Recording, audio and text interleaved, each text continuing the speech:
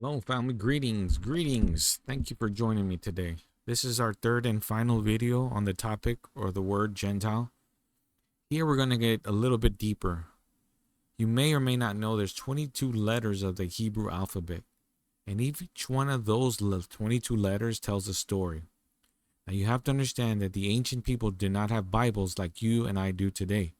In fact, they didn't have words like the way we do now. They had pictures, much like the Egyptians have hieroglyphics. And each one of those 22 letters paints a story. And so what I'm going to try and do today is trying to paint you a picture of what this word may have meant to these ancient Hebrews in their time, in their culture and context. You may be surprised. You may be surprised. Why? Because everything today, in my opinion, is upside down and backwards. And what is true is now being called false, and what's false is being called true. And as you see, it is my opinion that the word Gentile is actually not a bad word. I walked through all the facets of this word, but now we're going to go into the past, into the ancient past, before they had language as they do today. And so without further ado, we're going to get into the Hebrew alphabet letters and their spiritual meanings as it was to them. And so as I said earlier, let's zoom in a little bit more. I'm going to go ahead and start with the first letter, which is Gimel, or G as in our modern day vernacular. Let's move this over just a tad right there. Okay. I think that's good. All right. Sorry for that, guys. So the word today is goy. It is actually spelled phonetically Gimel, Wa or Vav, and Yad. 3 letters or 3 root words or root letters, I'm sorry. In the ancient Hebrew, it would have looked like this, going from right to left. This right here is the Gimel. It's actually a picture of a foot, or most people would signifies a walk or journey. This middle one here is a picture of a tent nail or tent peg to hold down structures or things. This last one on the far left is a yad. It's a picture of an arm, hand, an arm and a hand. In the Strongs, this whole word is number H1471. All right, so let's go from right to left. First letter we're going to look at is the Gimel. Now, the Gimel, again, is a picture of a foot. And it's a picture of a journey or a walk. All right? Now, remember, the Bible says that we're sojourners in this world. We're sojourners on a journey. So this fits that type of picture. Again, the Hebrew word is Gimel. The ancients would have identified this with a camel. Now the Gimel received the camel name because it can travel for a long time without drinking water. So this journey, this sojourning is a long journey. A hard, treacherous journey through the most difficult of elements. So when you look at this, it spoke of someone who walked or had a journey that was hard and difficult with ups and downs, challenges, tests, and trials. But it also spoke of this person's character as that he was able to reduce his wants to a bare minimum. See that? This person was willing to put others and other things first before his own. This was a picture of a person who endeavored mightily and made significant sacrifices because his or her desire was always putting others first. This type of person or thing spoke of nourishment and kindness because this person always put the needs of others first. Now, the ancients also would have said something like, well, we have to be careful about wolves in sheep's clothing. The warning was there were some people who were exhibiting false humility, false kindness, and their actions actually resulted in harm. Again, so this Gimel speaks of a person who is like a camel. Think of all the positive attributes of a camel. Think of all the things he does. Even when he bows down and submits to his rider, it's a picture of kindness, humility, meekness. Even though this animal is far larger and stronger than his human counterpart, he submits, and he's very, very faithful to his rider, and he's able to like go across all these large, vast areas under the most difficult of situations because he's trained for it. He has faith in his abilities. So the very first letter of the word goy is a positive one. It does have a warning, but it speaks of a person who puts others and other things first before his own. A person who can operate on very little. And whatever extra he has, he's willing to give it away. So not bad for that first one, right? Now this middle one is the key one, the vav or yad. Now why is this one? Let's put this here so we don't confuse. Now why is this one important? This vav right here. Oh, I'm gonna block it. Never mind. Let's just go. This vav signifies a connection or secure or a conjunction. It signifies a connection between the natural and supernatural. It signifies a connection between heaven and earth. It signifies a connection between God and man. It signifies a connection between God and man through intimacy. Picture this as your lifeline.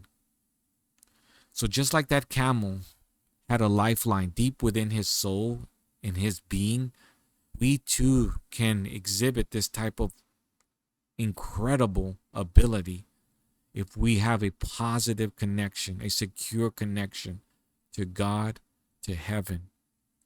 Our faith can make us traverse great journeys and trials and testings because we know our God.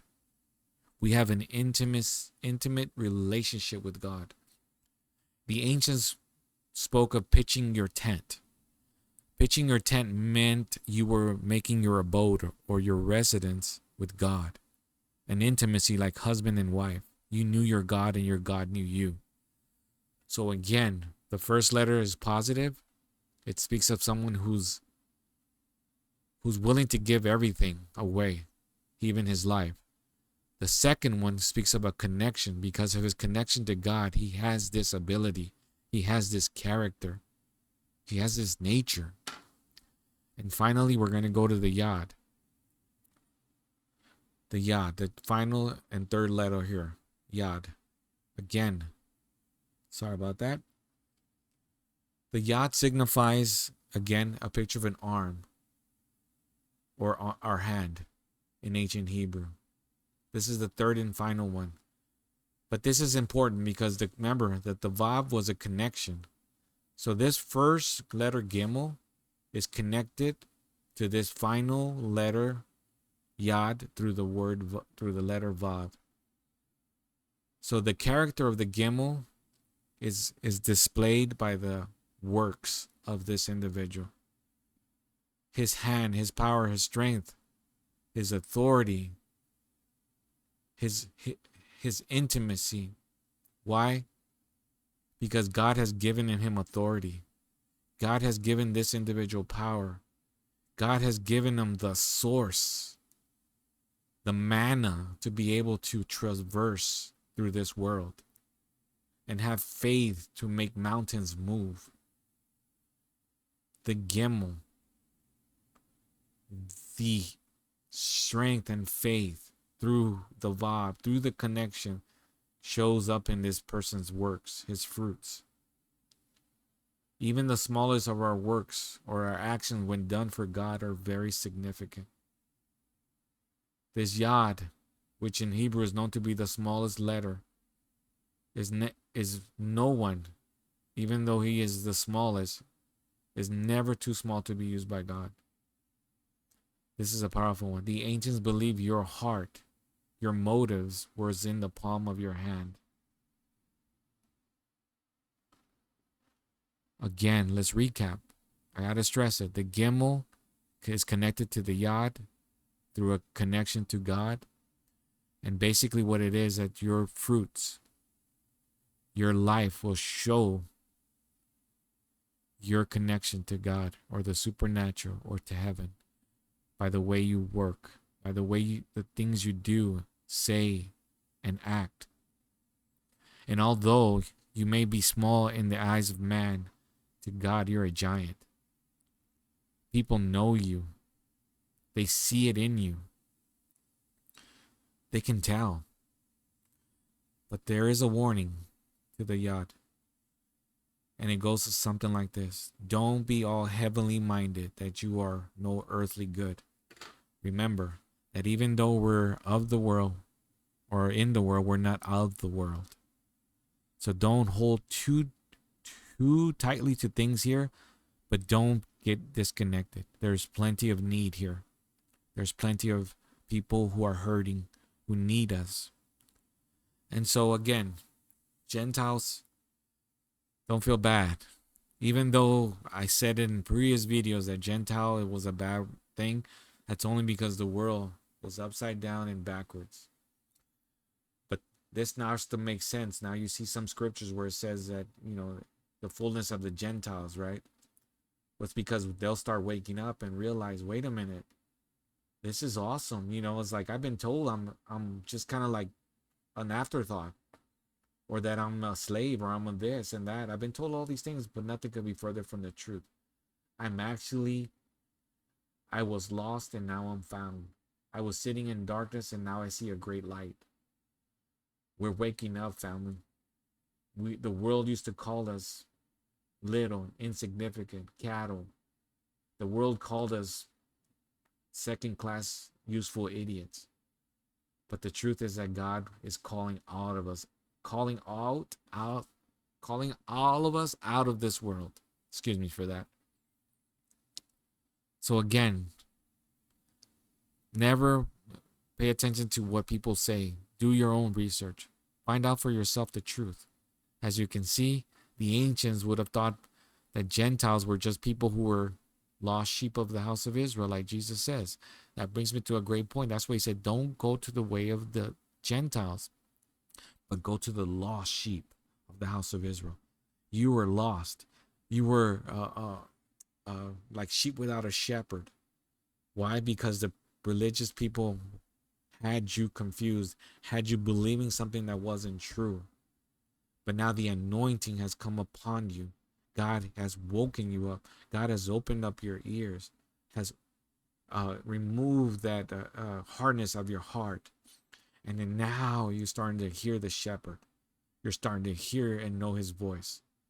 So if you were a Gentile and are waking up, then that's a good thing, because you will become part of the family of God once you know and understand who you are and whose you are.